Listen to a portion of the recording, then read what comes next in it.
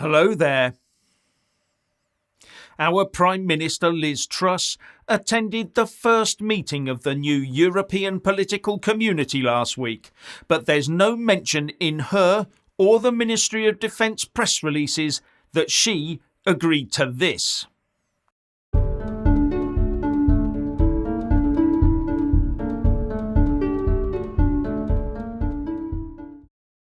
Not only did Liz Truss not state clearly in her press release last week that she was off to this new EU enlargement setup called the European Political Community, when she got back she failed then to tell us an important move that was made there. That of getting agreement for the UK to join a significant strand of the EU military permanent structured cooperation setup, normally referred to as PESCO. Something reported in the EU news, though. And the aim of PESCO is to deepen defence cooperation between EU member states. And we all know where that will end up.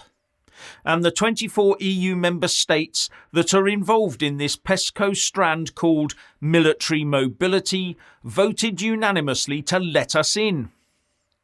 Now I will point out that non-EU members of the US, Canada and Norway are also in that strand, but their political establishments are not stacked full of activists trying their hardest to get them back in the EU, are they? But our establishment is, and you can bet your bottom dollar on them using this as another device to get us back in.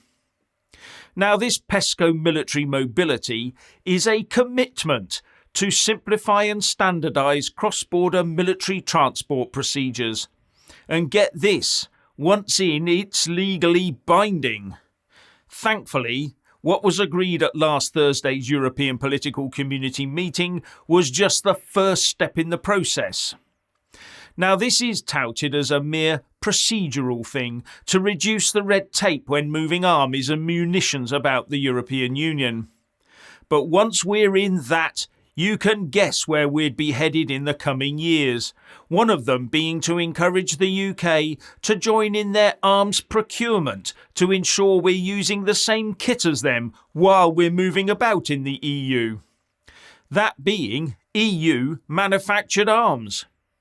Anyway, if they can get rid of red tape to get armed troops and munitions about the place, then they can get rid of the red tape for getting sausages and pork pies into Northern Ireland, and any red tape preventing them from stopping dinghies. Or is that exactly why we are now seeing so much friend and partner type talk about the Northern Ireland Protocol and our English Channel visitors? But starting to join the EU army to get that?